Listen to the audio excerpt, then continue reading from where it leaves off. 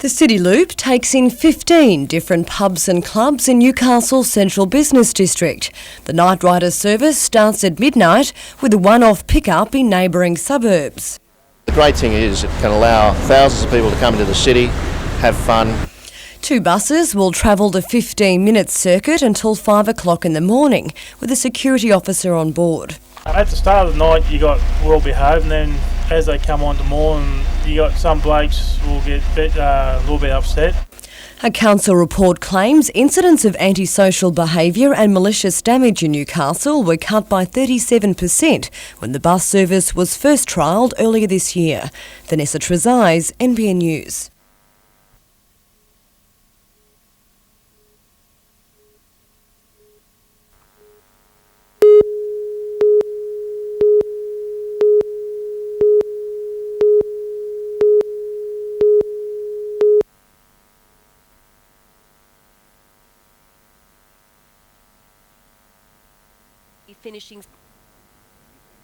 Missing out on the chance to play a semi-final in either the gold game or the bronze game has in a sense been a lost opportunity.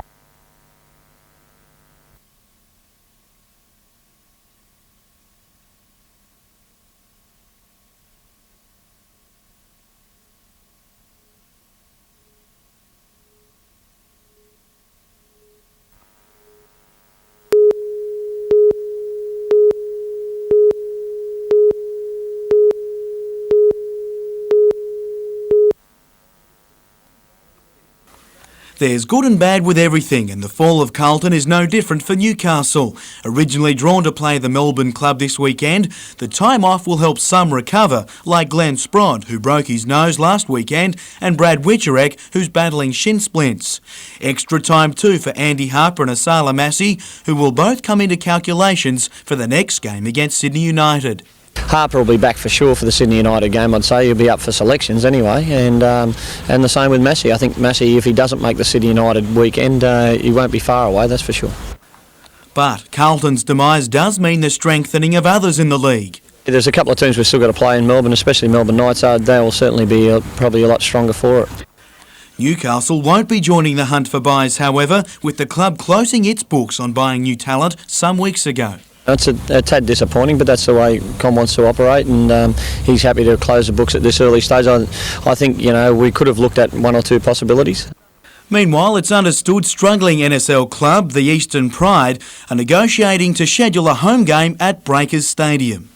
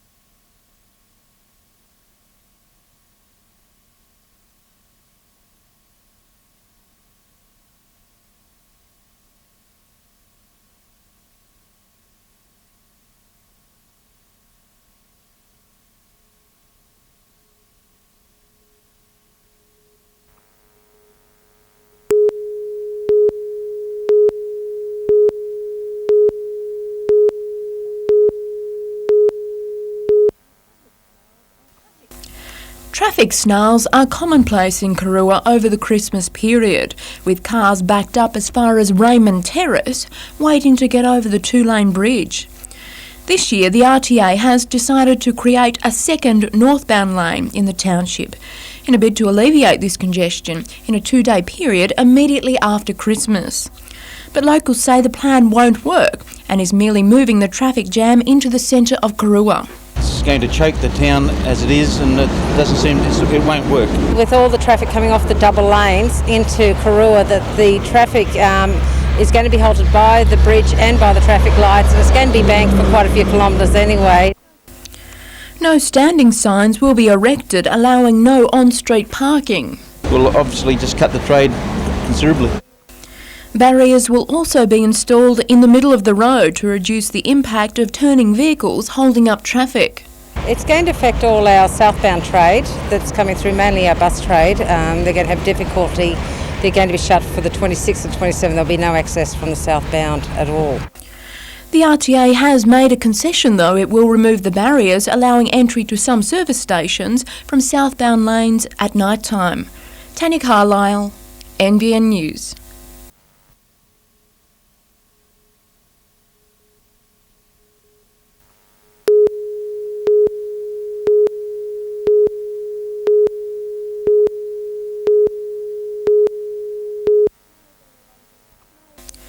It may have been a long time coming, but Port Stephens Council is now confident the Dolphin Interpretive Centre will be up and running at Dalbora Marina by June. This is going to be a unique partnership between the federal government's funding, council's support and funding and the dolphin operators. It will bring jobs to the port and give people an increased awareness of the dolphins. The proposal involves the Tourist Information and Dolphin Centres joining forces and being housed under the one roof. The Tourist Information Centre is a key critical point in this town for ensuring that visitors here know where they're going, where they can go and what they can do in our town. Council decided to merge the two facilities as the current Tourist Information Centre is in desperate need of a facelift. The Dolphin Centre aims to cash in on the popularity of dolphin cruises in the Port Stephens region and to ensure the preservation of the local dolphin population. The Dolphin Interpretive Centre is to provide an educational, interpretive experience for visitors, hand in hand with the dolphin cruises. Tanya Carlisle, NBN News.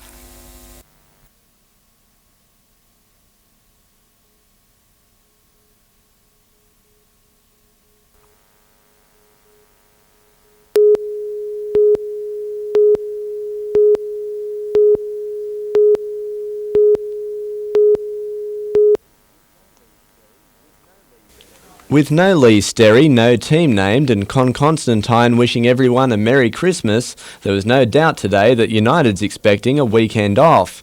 The club instead has been finalising its submission to be included in next year's 12-team NSL, and General Manager Jock Graham says the loss of Carlton doesn't affect how Newcastle feels about its chances. I mean, I guess some of the clubs in danger of not being there next year and meeting the criteria would be feeling a little bit easier. But from our perspective, we've always been very confident. While a week off will help players recover from injury, it's got added significance for Asala Massey. He'll have more time to spend with his newborn daughter, Portia. It gives me a week to stay at home and be part of what life's all about. This time last year, Lee Sterry threatened to weigh players after Christmas to see how they'd handled the festive season. Today, it wasn't the players his assistant coach was worried about. I'll be particularly happy if he doesn't put me on the scales when we come back from the break. Colin Baldwin, NBN News.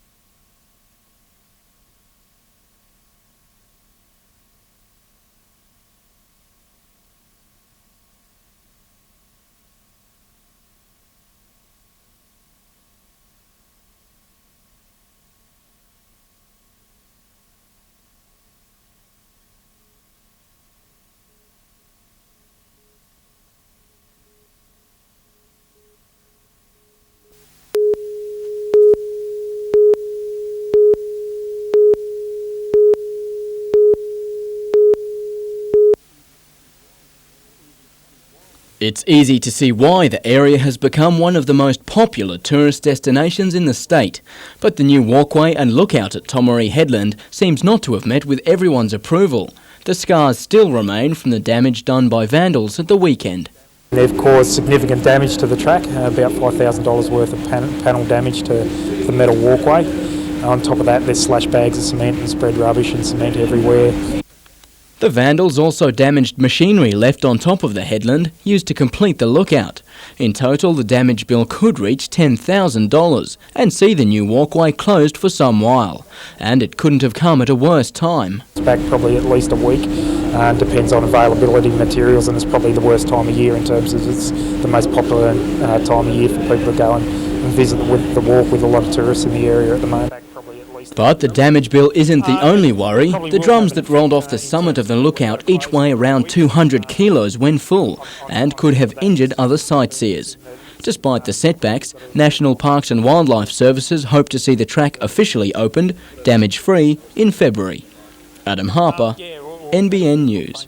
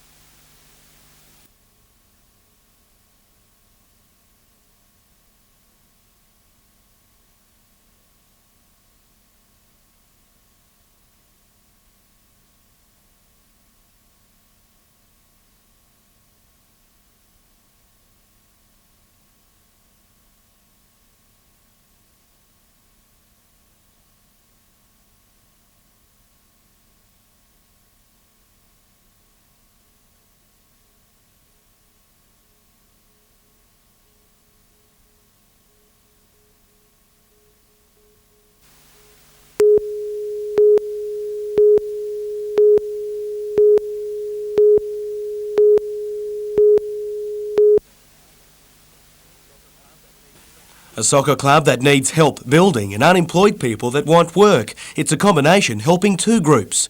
The grandstand complex at Broadmeadow Magic's home ground is still to be completed, but the work so far has been sped up largely by those on the Work for Dole scheme. Today, 30 workers fulfilled a 26-week commitment to the site where they also assisted with fencing, cement work and beautification. The club couldn't be happier. It played here last season and finally it's starting to feel more like home. We've been searching for a ground for the last 35 years. It's quite actually ironic that we've been Wanderers and we've ended up on Wanderers Oval. The club hopes the grandstand will be finished by April, but with donations the only form of funding, it could take until the end of the year.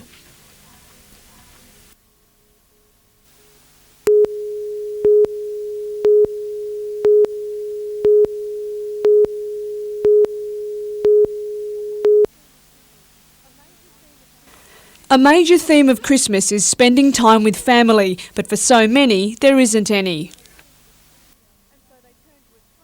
And so they turn to a stranger on the other end of the phone line. Lifeline receives about 60 calls a day, and at this time of year, the number of high-risk suicide calls is alarmingly high. People who may be grappling with a sense of hopelessness and depression, that Christmas time can bring that to fruition, and that they may see that this is just too much for them and they can't cope anymore. Financial problems also contribute to frustration, with people spending up big on credit cards and then facing up to a frightening debt. And even when there is family involved, Christmas can often lead to arguments and stress. People put a lot of pressure on themselves. They put a lot of deadlines on themselves and commit themselves in ways that is probably unnecessary. Alcohol consumption is also considered a dangerous factor in celebrations by many emergency services. There may be an increase in domestic type incidences, also just incidences at the beach and things like that where people are consuming too much alcohol, maybe skylarking around a little bit and not taking the usual precautions that they would.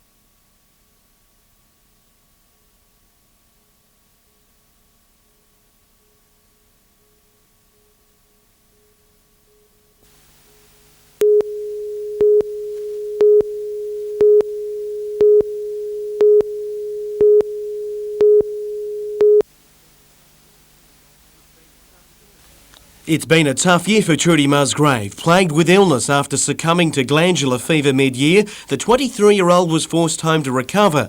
Returning to the international circuit, her singles ranking tumbled outside 200. Some success in doubles, though, only whetted her appetite for more. Well, at the Australian Open we played Hingis and Pearce, and the hard court up in Gold Coast last year we played Cornucova, and to play players like that it makes you really strive to get into those tournaments where you can have a go against them.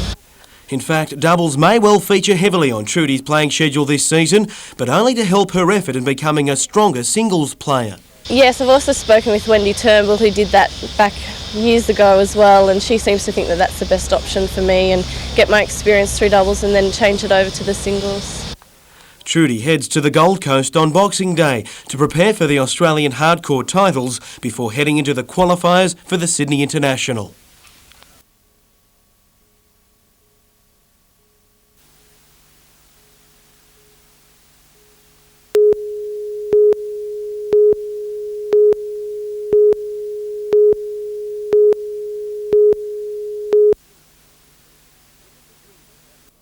Winners are grinners, and that was certainly the case in September when the Cheetahs won their first Newcastle Rugby League premiership since 1990. And when the club's committee faced players this week and told them there will be around a $50,000 shortfall next season, instead of walking, the players said they'll just grin and bear it. To tell you the truth, that's what I expected, but they're a tight bunch of blokes and they're going to stick together. The problem arose as the Waratah Leagues Club, which backs the football club, suffered a downturn in revenue raised from their poker machines. Players agreed to taking cuts to their original contracts and have already drawn up plans where the club can raise money during the year to cover the costs of the season and player payments. Money's not everything, it's about getting in there and playing and winning the comp. It's a credit to them that they're going to stay together. I mean, I think it's loyalty to the players and to their friends. The news follows only weeks after Curry Rugby League Club went into administration, but it too looks like retaining all of its players for the coming season.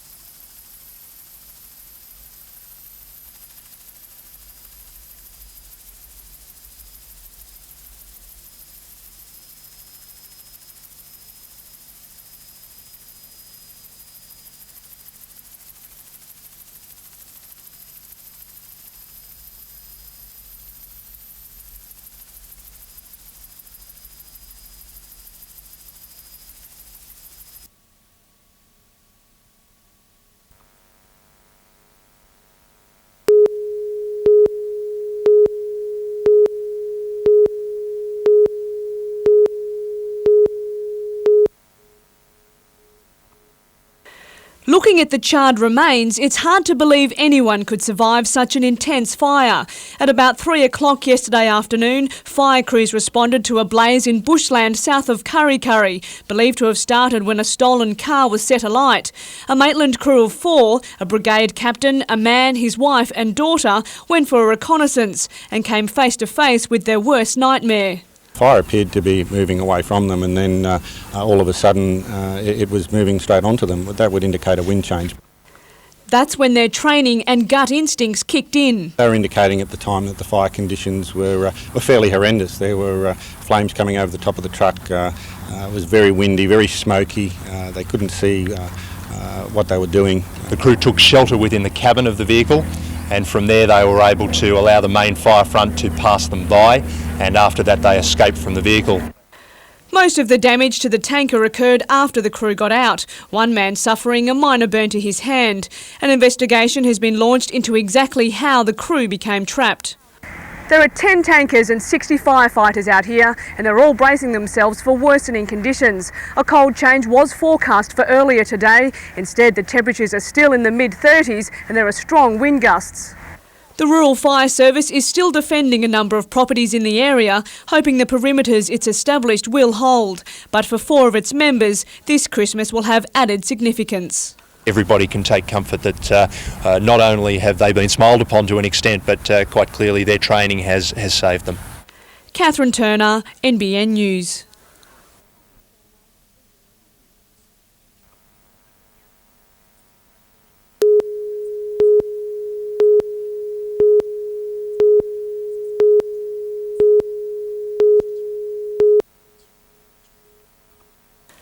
When a fire broke out in Sydney's main control tower yesterday, Newcastle Airport was called upon, and it was more than happy to oblige.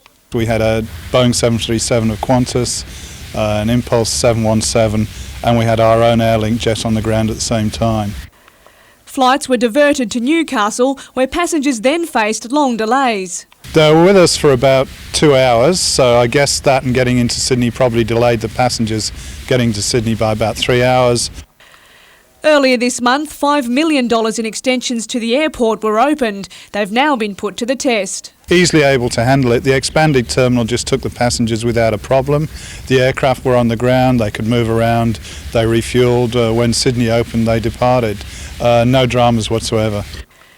The sudden influx of planes and passengers was also timely, given the recent speculation Williamtown could be a serious alternative to the now shelved Badgerys Creek Airport. Catherine Turner, NBN News.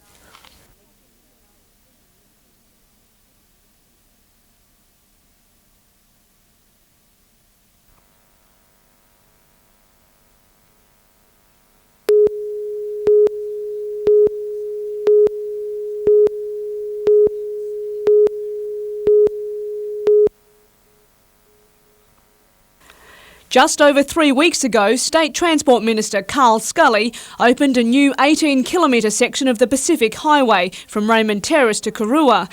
His government spent $86 million on the dual carriageway, pledging to make travelling easier this Christmas, although he did add there were no guarantees. You can't build a road network so you never have congestion. Sometimes incidents occur, sometimes everyone leaves at the same time. And today, everyone did just that. It was bumper to bumper at around midday as holiday makers heading north were forced to merge into one lane. The congestion wasn't quite so bad at the Driver Reviver at the end of the F3 freeway, though it was doing a brisk business. The Stop, Revive, Survive message was obviously hitting home for many, others happy to keep the drivers relaxed. And as is traditional at this time of year, seafood is at the top of the menu for Christmas Day. Newcastle's Fishermen's Co-op is doing a steady trade, with king prawns the main attraction.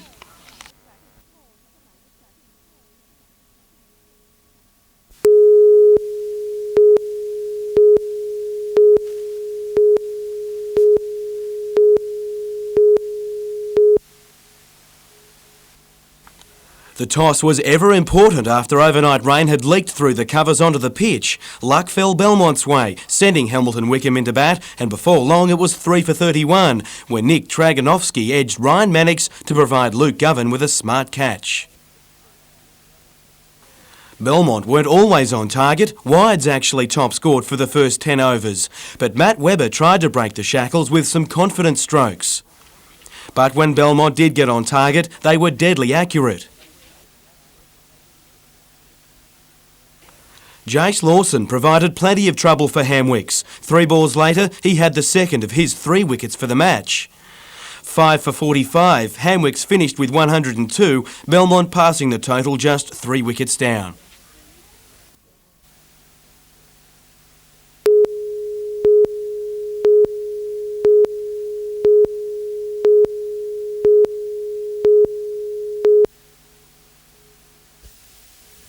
With the National 16-foot Skiff Championships to be raced on his home waters of Lake Macquarie this week, Chris Nicholson couldn't resist having a go, making up his crew, girlfriend Megan and his brother's partner Ricky. Chris reckons that makes his title of skipper obsolete. I think it's much like on shore, you know, where you think you're the boss and you're not. You know, I don't think much changes. Although the trio have only sailed in 6 races together, they're keen to give the Nationals a real shake, so long as everyone follows Chris's rules. We've got a number of things we're not allowed to do. We're not allowed to wave, we're not allowed to talk, we're not allowed to laugh. So, it's fun. Megan, meanwhile, says whatever arguments happen on the water, stay on the water. Well, usually. It depends on the time of the month, I think. I get a bit sensitive at times. In the end, though, there is only one crew in particular they want to beat, the one sailed by Chris's brother, Darren. That's right, Darren. M&H. Belmont boats are expected to feature in the Nationals that start with an invitational race on Thursday. More than 80 crews are expected to sail in the regatta.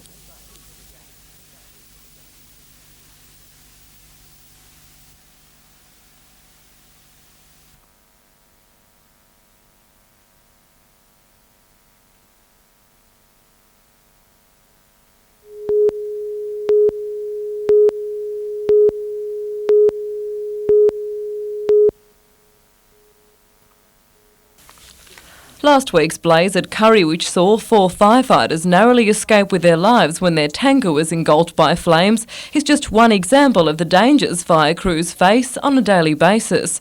And Christmas Day was no exception, with more than 35 firefighters called away from their families to fight 3 deliberately lit blazes in Curry and Thornton. It did tie up quite a lot of resources, particularly on Christmas Day. It spoiled a lot of firefighters' day.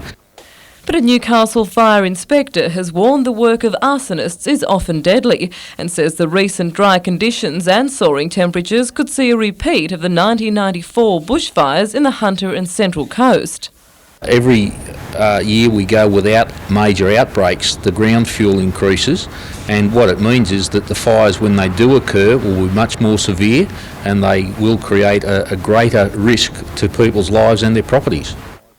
Arsonists not only face stiff fines if they're caught, in many cases their sometimes fatal hobby results in jail terms. Helen Kapelos, NBN News.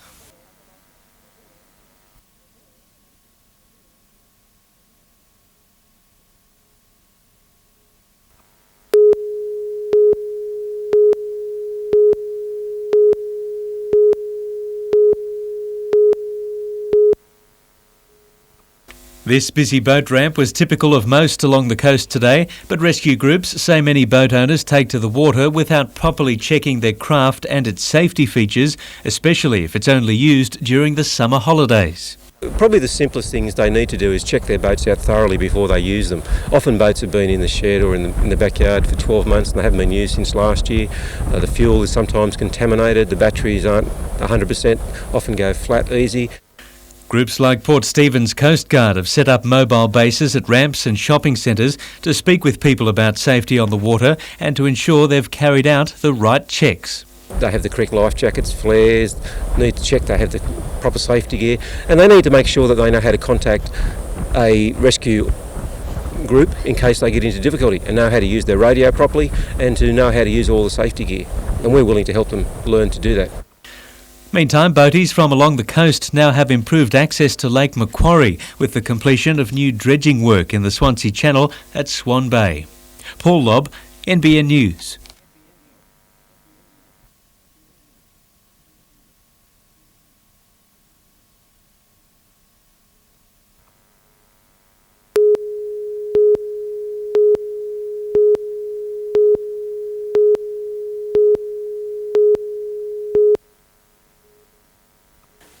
This is what's left from the presents and Christmas wrapping from more than 102,000 homes around the Lake Macquarie, Maitland and Cessnock area. And now staff here are having to sort out the recyclables amongst the rubbish themselves. We'd just like the householders to remember that roughly about 80% of all the material that they're going to process over Christmas can be recycled, and we just want them to take the time to think about how they recycle and ensure that they're recycling correctly. 160 tonnes of waste goes through the facility each day during the Christmas period, and it's a struggle to keep up when it hasn't been sorted properly by homekeepers. And Planet Ark has once again joined the recycling push, encouraging people to place their unwanted Christmas cards in various stores. Traditionally, most people wait till the 12th day of Christmas, January the 6th, before removing the cards and throw them away. But now supermarkets and video stores have deposit boxes to collect the cards. This year, Planet Ark hopes to get $80 million for recycling from across Australia. Adam Harper, NBN News.